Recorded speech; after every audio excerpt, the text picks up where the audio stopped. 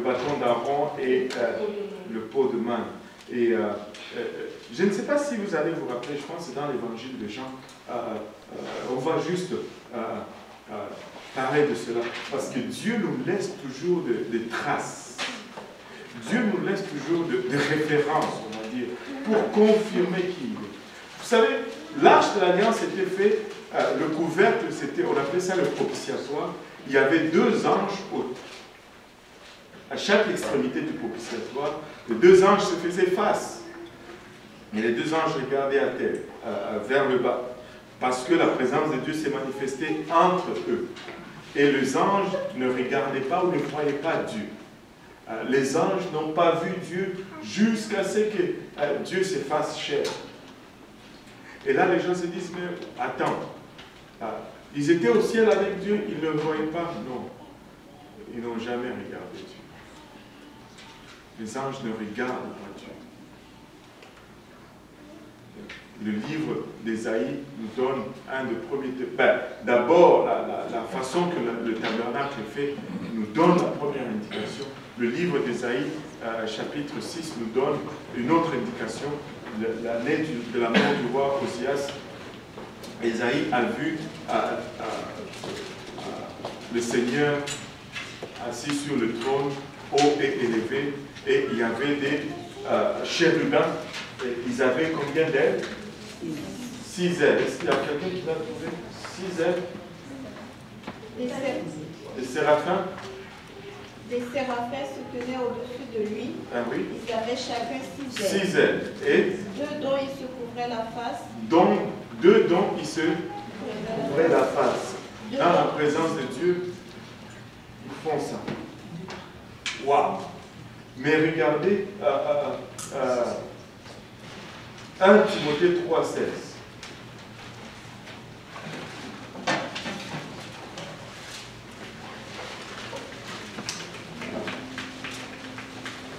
Il est écrit, et sans contredit, le mystère de la piété est grand. Sans contredit, le mystère de la piété est grand.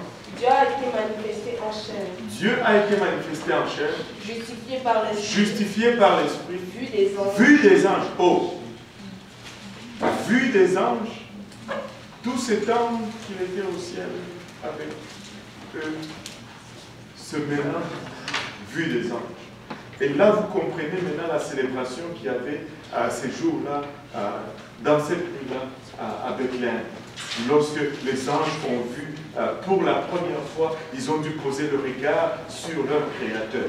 Et ils dansaient Hosanna, Hosanna dans les lieux très hauts, béni soit. Oh! N'est-ce pas merveilleux? Ils se sont réjouis du fait qu'ils ont pu le regarder. Ils se sont réjouis, ils ont dansé, paix sur la terre. Et bienveillance envers les hommes. Pardon? Bienveillance envers les hommes. Ouais, tu l'as libre. Et soudain, il se joignit à l'ange une multitude de l'armée céleste. Une multitude de l'armée céleste. Pour faire quoi? Louant Dieu. Ah. Et disant, gloire à Dieu dans les lieux très hauts, paix sur la terre et bienveillance envers les hommes. Et c'était... Et ça dansait, ils étaient contents, ils venaient de le voir.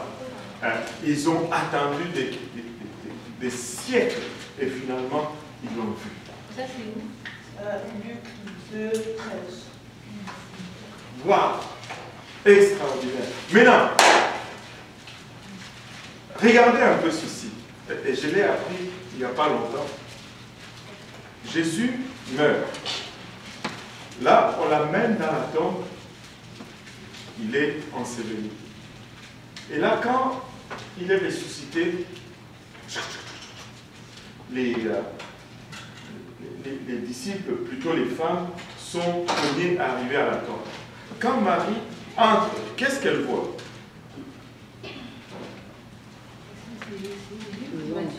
Attends, on va aller dans Jean, je pense que c'est dans Jean.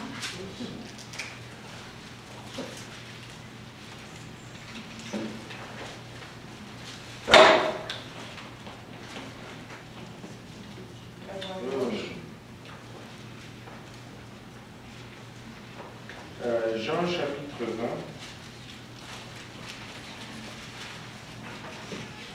versets 11 et 12. Cependant, Marie se tenait dehors près du sépulcre et pleurait. Comme elle pleurait, elle se baissa pour regarder dans le sépulcre et elle vit deux anges vêtus de blanc, assis à la place où avait été couché le corps de Jésus. L'un à la tête, L'un à la tête, et l'autre aux pieds. wow. L'un à la tête et l'autre aux pieds. Ils ont été en position justement de l'âge.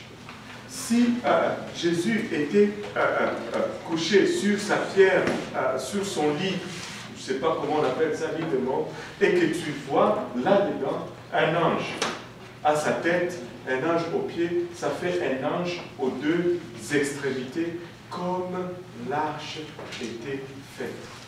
Dieu nous laisse des marques pour dire que c'est lui qui était ici, c'est Dieu lui-même.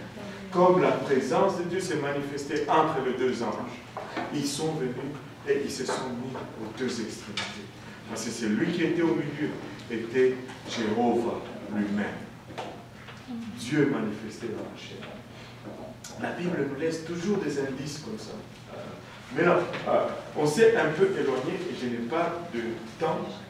Il est quelle heure? Pardon?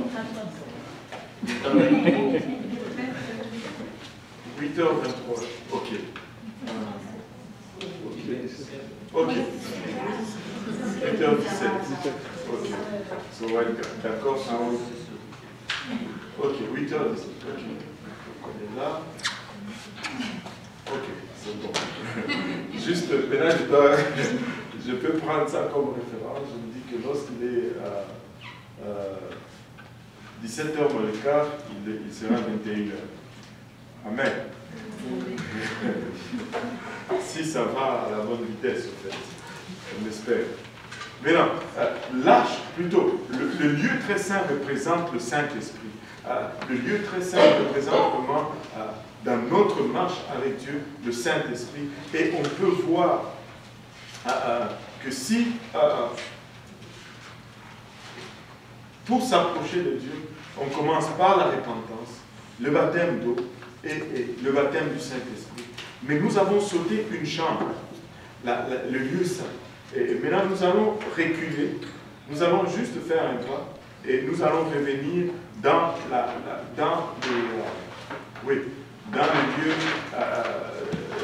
les lieux saints.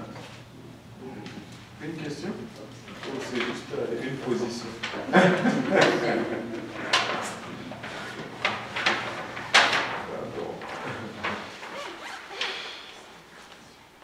Maintenant, quand nous venons dans le lieu saint, pourquoi est-ce que nous avons sauté le lieu saint?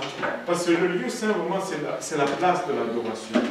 C'est le lieu là où nous vivons. C'est notre vie ici sur terre. Les trois étapes, c'est notre marche vers Dieu. Et si vous voyez, c'est la ligne un peu verticale. Et l'autre ligne horizontale. Regardons ça ensemble. Si nous revenons dans le lieu saint, nous allons y trouver trois choses. Le premier, c'était le chandelier d'or, en or battu, fait d'une pièce avec 7 branches qui contenait une huile spéciale qui devait continuellement brûler sans jamais s'éteindre. Pour préparer cette huile, c'était tout un secret. C'était la seule source de lumière dans tout le tabernacle. Il n'y avait pas d'autre source de lumière dans le tabernacle. Le chandelier d'or était la seule source de lumière. Maintenant, le chandelier d'or représente d'abord, premièrement, le Seigneur Jésus-Christ. Il nous dit qu'il est la lumière du monde, dans le livre de Matthieu. Et il est la seule source de lumière. Hors de Jésus, il n'y a pas de lumière. Hors de lui, c'est le ténèbre. Il est la seule source de lumière dans ce monde, comme il était la seule source de lumière dans le tabernacle. Regardez que le chandelier est fait en or. Maintenant, le chandelier, non seulement ça représente Jésus-Christ, la seule source de lumière, mais ça parle aussi dans notre vie, ça représente notre vie de témoignage. Nous sommes, la Bible nous dit aussi, le Seigneur nous dit aussi dans le même livre de Matthieu que vous êtes la lumière du monde, n'est-ce pas? Nous sommes la lumière du monde, que notre lumière luise encore. Mais comment est-ce que nous pouvons être la lumière du monde? Alléluia. Nous ne pouvons être la lumière du monde que lorsque nous avons reçu le Saint-Esprit. Parce que lorsque nous recevons le Saint-Esprit, Christ vient habiter en nous. Et comme Christ est une lumière, nous portons cette lumière partout où nous allons, si nous marchons vraiment dans les voies de Christ. Il nous dit, cette lumière peut être allumée, mais il ne faut pas la placer sous le boisseau. Il faut la mettre sur la table pour qu'elle puisse éclairer. Ça parle de notre conduite, ça parle de notre façon de vivre, ça parle de notre langage, notre comportement. Nous devons laisser la lumière l'huile. Il ne faut pas juste garder Jésus à l'intérieur. Il faut qu'il sorte à l'extérieur. Comme Bishop Woodward nous avait dit, les gens disent « j'ai Christ à l'intérieur », mais on ne voit pas à l'extérieur. Mais Jésus à l'intérieur, lui, il veut sortir. Il dit, laissez-moi sortir, laissez-moi sortir. Mais toi, tu es là, tu l'enfermes, tu l'étouffes. Ça devient une situation de prise d'otage. Jésus est pris en otage. Il doit reluire dans ce monde. Et reluire par notre sanctification. La deuxième chose qu'on trouvait dans le tabernacle, c'était l'autel des holocaustes. Là, ce n'est pas vraiment placé en ordre dans lequel ils étaient placés une fois dans le tabernacle. L'autel des holocaustes, plutôt pas l'autel des holocaustes, l'autel de parfum. L'autel de parfum s'est trouvé au milieu. Le chandelier d'un côté, la table de pain de proposition de l'autre, et l'autel de parfum s'est trouvé au milieu, juste en face de l'arche qui était en arrière du voile. Et l'autel de parfum, encore une fois, représente notre vie de prière. Est-ce que quelqu'un peut lire Hébreux 13, 15 et puis Apocalypse 8, 3. Ah oui, transcesse à Dieu un sacrifice de louange, c'est-à-dire le fruit des lèvres qui confessent son nom.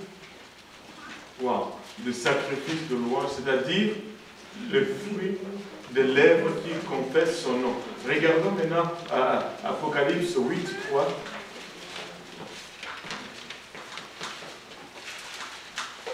Et le nom ange vint, et il se tient sur l'autel.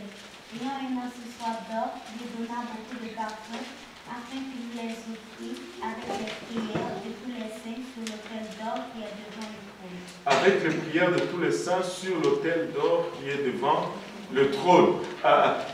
Ça représente nos prières. Nos prières doivent être un encens d'une agréable odeur au Seigneur. Amen. Nous devons prier continuellement. C'est pourquoi nous devons lui offrir des sacrifices, des louanges de nos lèvres. Pourquoi est-ce qu'il dit des sacrifices de louanges? Parce que des fois, c'est un sacrifice que de louer le Seigneur. Nous ne devons pas les louer seulement quand ça va bien. Nous devons le louer en tout le temps. Le Seigneur est digne de louange en tout le temps. En tout le temps. Alléluia.